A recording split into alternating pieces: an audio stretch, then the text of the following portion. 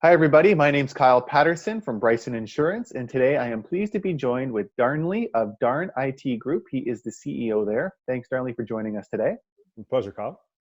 And Darnley's going to actually join us to talk about a few topics, but the big one that is really just rising up right now is around phishing and the elevated phishing campaigns going on right now, both within businesses and for personal individuals as well. So, Darnley, just before we get into like what the world of phishing is today, what is a phishing campaign? Yeah, so phishing campaigns are basically like, if you want to kind of summarize it, it's like hook, line, and sinker. It's basically cyber criminals sending an email to bait a potential suspect in terms of getting that information from them. So either be through a bank or through the company credentials.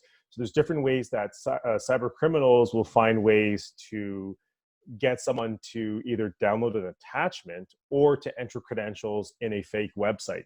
Hmm.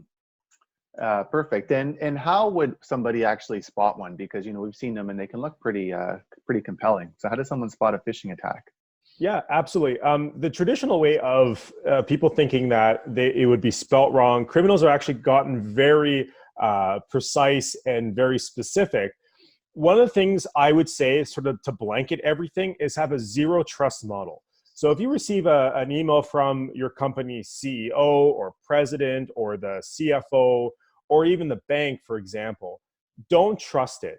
I always say, in order to, like, you can say, well, you can hover over links, you can check where it's coming from. The biggest giveaways is in the email address. So in any of your mail clients, just look for where it says it's coming from. Sometimes they may be a bit kind of sneaky because they may say support.microsoftsupport.com, for example, but the microsoftsupport.com may not be an authenticated domain, but to the average user, they may not realize that. So I always say, instead of looking at these slight little terms, just don't trust any email you get. If it's from the CEO, pick up the phone and call.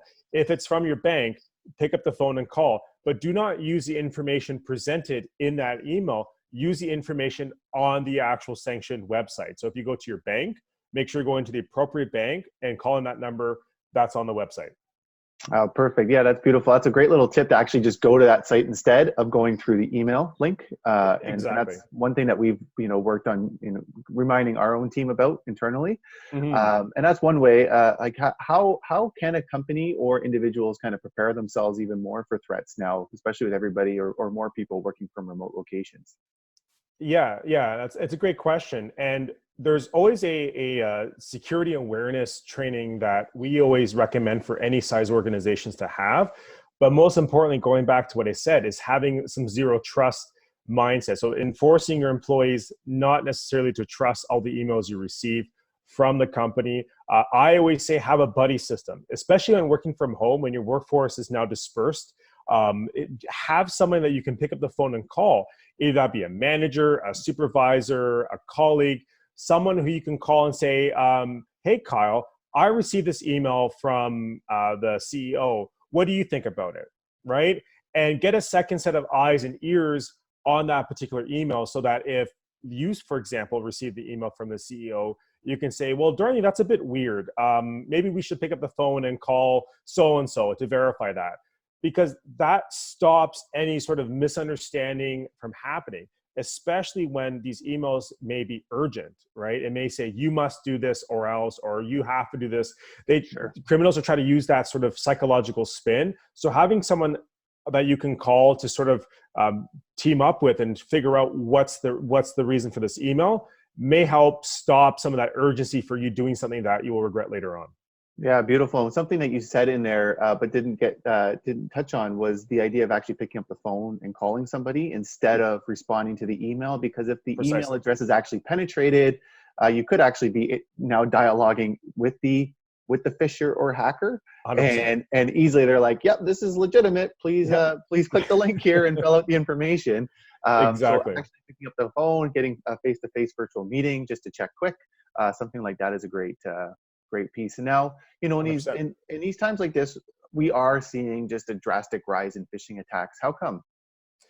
Well, given the current pandemic going on right now, a lot of the phishing attacks that we see out there is from the WHO, the World Health Organization, and they basically have some sort of the same urgent emails to implore people to download the attachment, to go to their website.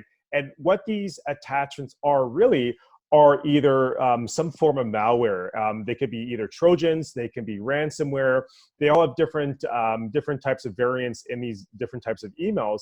But what they are trying to do, criminals are trying to do, is try to compromise systems. They're trying to log into someone's computer. They're trying to log onto the network and either steal credentials, log onto the networks. They're trying to find different ways to penetrate systems, because when everyone dispersed, not a lot of home users, or they don't have some of the security measures in their homes.